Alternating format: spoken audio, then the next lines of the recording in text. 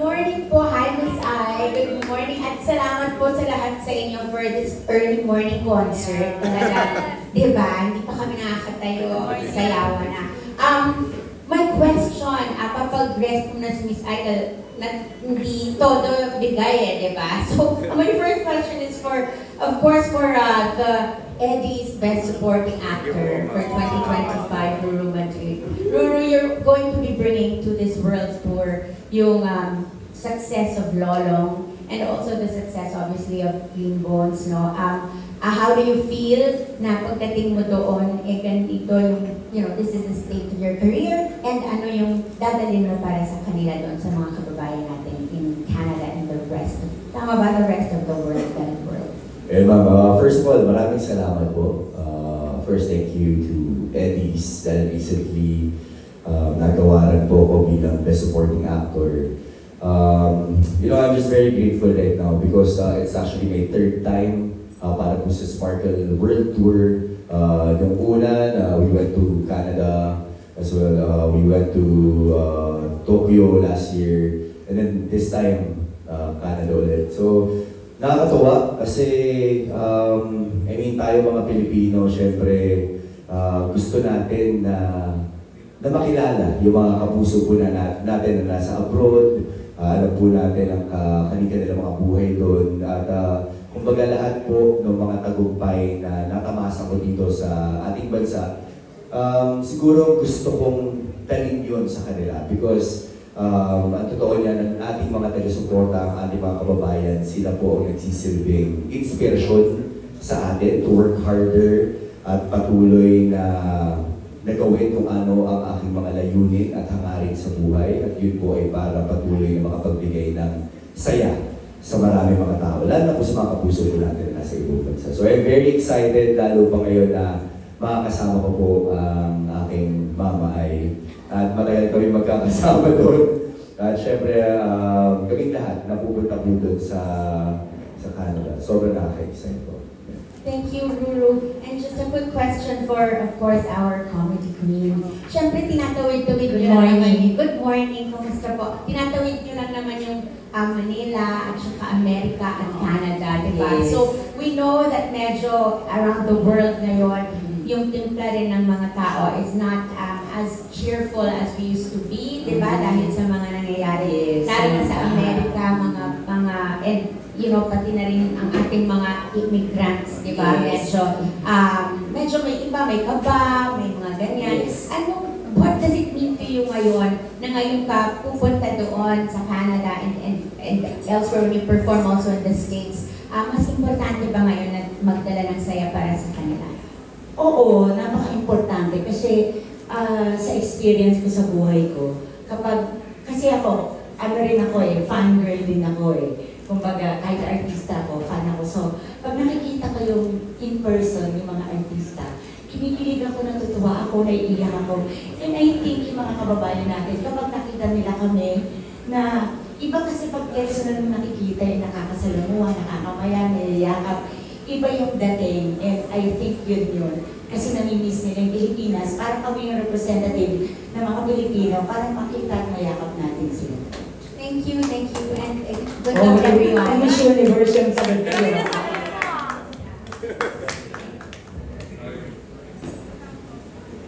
Alright, thank you so much, Ms. Tessa Ayala of Manila Times. Next up, we have Ms. Jessica Evangelista of Inquirer.net. And congratulations po to all of you. My question po is for Miss Ay po. Miss Ay, alam naman po natin na inaabangan po ito ng mga kababayan natin, no? And matagal na rin po kayo nag-perform dito sa atin and sa ibang bansa po. Ano po yung difference ng interaction po with the crowd abroad and the interaction sa crowd po dito sa Pilipinas? Kasi sa part ko kasi, komedyante kasi ako. So, by season siguro, so alam ko na, kumbaga sa bala, alam ko na yung ibabala ko pagdating doon sa mga Pilipino pag magpe-perform ako doon. And alam ko rin kung ano yung ibabala ko pagdating dito. Pero more of doon kasi namimiss ka nila Hindi ka tulad dito, minsan nakikita ka nila sa daan, nakikita ka nila sa mall. Doon ang layo, hindi ka naman nila makikita, bihira ka nila makita. So I think mas easier, pero mas maingay and mas masaya kapag nag-perform ka abroad. And nakakaiyak din at the same time, lalo na pag Pasko, nakikita mo na pag kumanta ka ng Christmas song, yung mga Pilipino nakikiiyak sa'yo. So, nakakaiyak din, nakaka-touch. So, gustong-gusto ko pag pumupunta ako sa abroad and nag-perform for them. Ayun, ano naman kung pwedeng abangan po ng mga kababayan natin doon? Yung mga more on dance number po ba kayo o mag-comedy po kayo? Comedy, dancing, katawa, tumbling, wala laba, plancha, ay ko yan. Pumutuloy ulit yung kanta, tapos pinabalik. Kaya ko din yun. Walang lyrics, kaya ko yun, pero kumakanta ako Oo. Rap, lahat. Lahat, utusan mo ko. Gusto mo magawa ko ng pandesal sa harapan mo. Kaya ko yun lahat. Ayun po, congratulations po sa inyo lahat. And good luck po. Thank you po.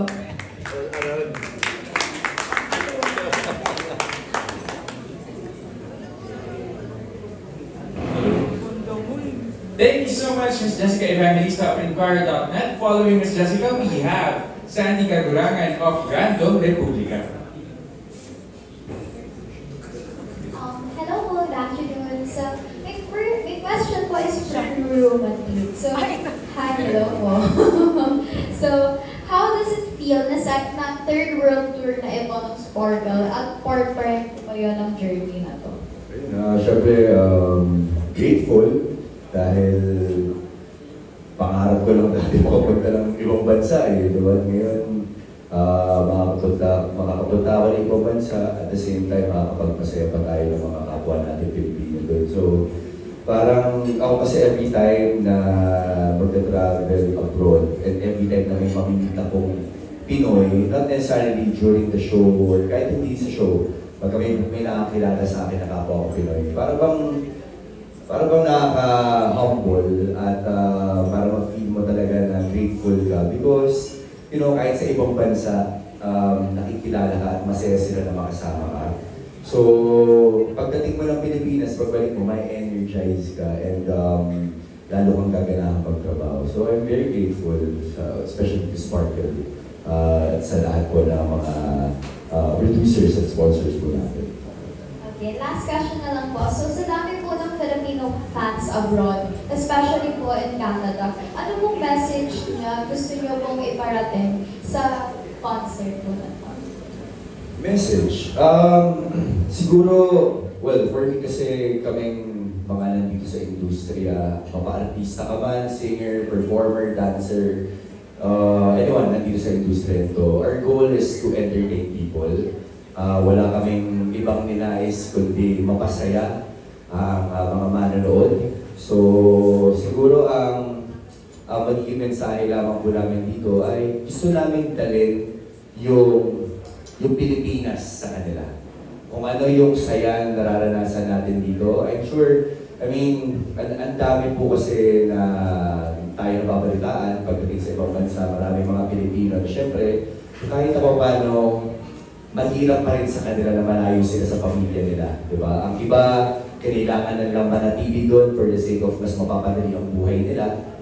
Pero syempre, kahit paano meron pa rin yung kurot na malayo sila dito sa bansa kung saan sila lumaki, saan sila natuto, anong mga experiences nila dito. So gusto namin lahat dalhin yung saya from the Philippines papunta doon sa Canada. Yun lang ang siguro yung message namin. Thank you so much po. Congratulations po. Maraming salamat, Ms. Sandy Cagurangan from Random Republica. Up next, ang susunod naman na magtatanong ay content creator Pao Kanyamo. Hello po. First and foremost, congratulations po. Grabe, I-look forward na naman po ng mga ating kababayan overseas. I will have a question for Jessica. What was your reaction, of course, for the Spark that you are part of this year's Spark World Tour in Canada? Actually po, sa totoo lang, nung nalaman ko na maging part po ng Sparkle World Tour, parang hindi po ako makapaniwala talaga. Kasi it's my first time po. Though nag-abroad na po ako pero first time ko po sa Canada. And syempre yung mga kasama ko, mga bigatin din. So parang nalaman ko, hala, kasama ako. And it's a tour So, I'm really grateful na isa po ko sa napili na maging part ng event na to. And I'm really excited na makita yung kababayan namin. Hindi lang sa Manila, kundi yung mga Cebuano, kapwa Cebuano ko, mga Bisaya, sana naman maraming nandun. And very excited po akong mag-perform. And ang dami ko pong inandang songs na syempre, yung makarelate din yung mga tao at yung magbigay ng saya. Yun talaga yung goal namin lahat. Yes, ma'am. So speaking of songs, ano kayo mga dapat expectin sa mga performance? Kasi dito pa lang, di ba, parang bonggang-bongga na talagang pinapakita. One for it all sa Canada. Yes po, actually pinaghandaan ko din po talaga yung mga songs ko na dapat din po. Siyempre bibirit ako kasi yun po talaga yung ano ko yung forte ko. So, yung mga songs ko din, for sure na relatable din, na makasing along ko din yung mga kapwa Pinoy para naman ma-feel din nila yung, alam mo yun, kasi nung pag nag-perform ko talaga ako sa abroad, I make sure na yung mga songs ko, alam din talaga ng mga Pinoy. So, yun po yung hinanda ko. Thank you so much. Thank you po. Maraming salamat, content creator Pau Canyamo. Ang susunod naman magtatanong ay si Jasper Valdez of Manila Standard. Good afternoon po and congratulations sa upcoming concert po. My first question po is for Miss Ai. Bakit sa tingin niyo po importante na may mga ganitong concert abroad tapos dinadala natin sa mga kapwa natin Pilipino sa Canada yung saya? Akala ko ang tatanong mo, bakit po importante yung ganitong media call? Kasi umaattend ka.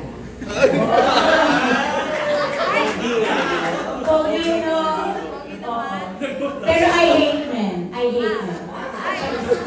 Try lang. Hindi. Nabuhay kayo. Pag love life niyo pinag-usapan, nabubuhay kayo. Kasi ang masaya-saya niyo, tumatawa kayo. Habang ako hiwalay. Okay, fine. Hindi. Masaya kami, unang-una. I think kasi, isa din to sa way na pagpapasalamat ng GMA Pinoy TV, hindi lang GMA Pinoy TV, the whole GMA. Pagpapasalamat sa mga taong for 75 years, yung mga buhay pa doon sa abroad, ay nanonood sa GMA. I think yan yung isa. And syempre, kagaya ng sinabi ni Ruru, masaya na makikita natin yung ating mga kababayan na matagal na rin mga nandoon na namimiss ang Pilipinas. Ngayon, ang dadali namin doon para maging masaya sila at hindi nila mamiss ang kanilang mga pamilya na matagal na nila hindi makasama. Okay, ba yung sagot ko? Okay. Ano kaya siya? Blush ka! Blush ka sa akin! Alright, thank you very much, Jasper Valdez of Manila Standard. Ang susunod naman na magtatanong ay si Alan Sancon of Stars Photography. Hello po, congratulations to everyone. For sure, maraming excited ng mga Pinoy na makita kayo in Canada. So excited also. Yung question ko, yung ready na magpandar ng aeroplano. Si Bubay. Salamat. Thank you po. Gusto ko i-share kasi papunta na po ako sa depression kasi wala nagtatanong sa akin. Sabi ko, Lord, huwag mo kaya mapunta. Uy, wala ko sa sama sa tatanungin kaya ako. Uy, Bubay, spiritual. At least di natuloy. Sabi ko, may magtatanong ka ba? Naramdaman ko naman yun. Hello po. Kaya nga kayo tatanungin ko. Dahil paborito ka nung Sparkle na ipadala sa ibang bansa. Diba this is your second time? Yung repart ng Sparkle World Tour last year. So anong nasasabi mo? Anong feeling mo ngayon na for the second time around, you'll be part of the Sparkle World Tour? Siyempre, sobrang grateful pa din talaga sa pagkakataon na pagkatiwalaan nila ako. Ibig sabihin, naniniwala sila sa kung anong pwede kong i-share na talento at pagpapasaya sa ating mga minamahal na mga kapuso na nasa ibang bansa, lalo na sa Canada, na pang-8 beses ko na itong year na to. Wow. 2030, tapos din sa Sparkle kasi nagtiwala pa rin sila. Kaya, yun. Pero may pressure at the same time kung anong pwede ko pang maibigay sa kanila. Pero ano pa naman na si Lord ay nandyan. At andito yung mga kasamahan natin, mga kapuso natin, o artist natin na alam namin na magtutulungan kami talaga, hindi namin pababayaan ng isa't isa. Kaya makakaasa yung mga kapuso natin abroad na talaga namang kakaibang performances muli ang kanilang matutungkayan. Yung second question ko po ba, ano yung pinaka tumatak na experiences mo dun sa first Sparkle World Tour mo doon na hindi mo malilimutan na pwede mong share sa amin? Yung first, siguro nagpunta ako sa Church Street. Hindi. Charot lang, hindi kasi last time yung kasama namin si kasama namin si Miss Jeneline Mercado, di ba? Nag-show kami dalawa for GMA din. Tapos parang that time, Pride Month. Yun. So kung ano man yun, i-search nyo na lang.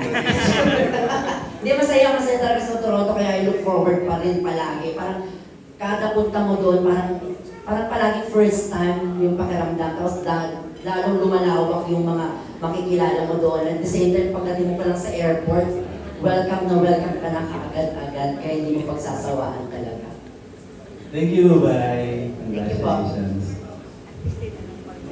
Maraming salamat, Alan Sancon of Stars Photo. Up next, we have Jade Yap of GMA News Online. Hello po. So, discussion po is for Miss Pepita. Thank you so much sa award na to, ha? So, first of all, congratulations po sa tour and good luck. So, question po is, ano po ang preparations na ginawa mo for this world tour? Actually, a month ago pa lang nag-prepare na ako. Pipito November pa tayo. Kaya nga, nag-diet po ako for the tour.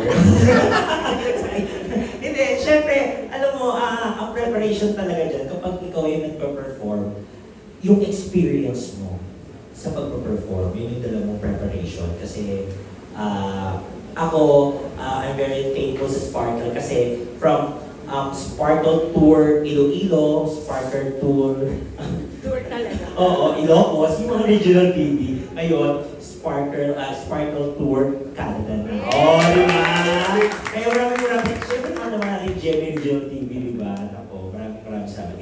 Pero preparation, dasal, confidence, konting ligo. So, basta po, so sino po sa kanilang apat po yung gusto niyo po makakolab sa isang performance? At bakit? Siyempre si Ruru. Hindi siyempre silang lahat. Pero siyempre si Bubay kasi bata pa lang kami, magkasama na kami perform. Wow, bata pa lang. Oo, toddlers na lang kami. Siyempre si Miss I, nako, it's an honor na makasama at makatabi. Siyempre si Ruru, si Miss I, si Jessica, si Bubay na talaga namang equally talented people. Wow! Ba't nakatingin na kayo? Gwapo no? Kaysa naman tumingin din ako sa kanya. Ayun. So, lahat sila excited akong makasama, maka-perform kasi alam ko nga marami akong matututunan sa kanila. Thank you so much. Wala na ba tanong? Alright, thank you so much, Jade Yap of GMA News Online. Last but not the least, we have MJ De Leon of Glitz. Hi, Miss I. Question. Siguro may nagbago ba in the way mag-entertain ka for Filipinos abroad over time?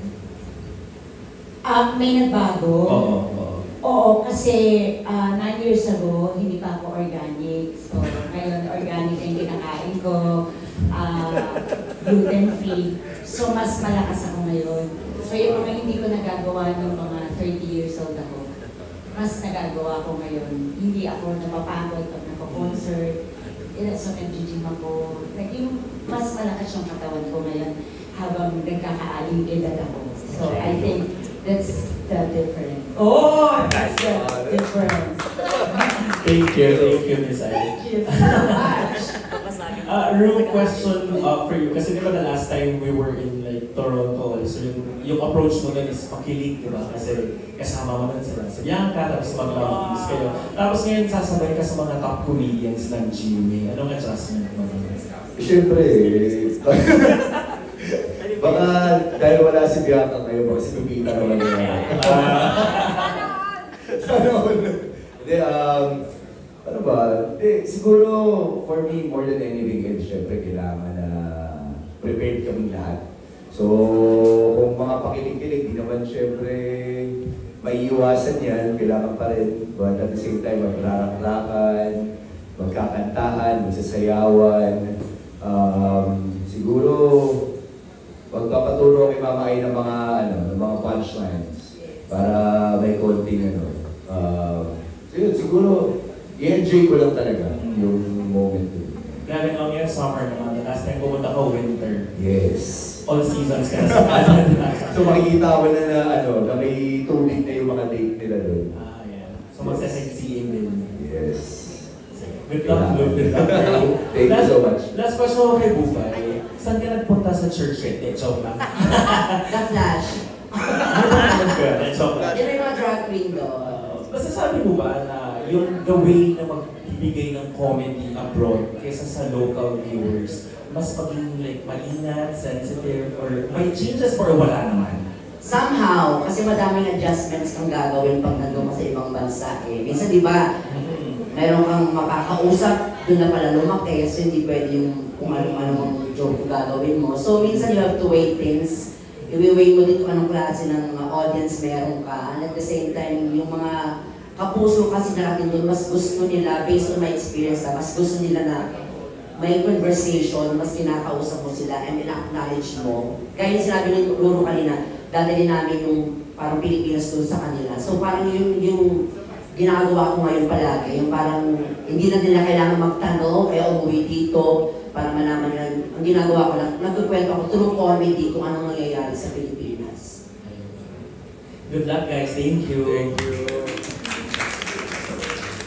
And there we have it. What an insightful conversation between our Sparkle stars and our media friends, everybody. Palakpakan po natin ang ating members of the press.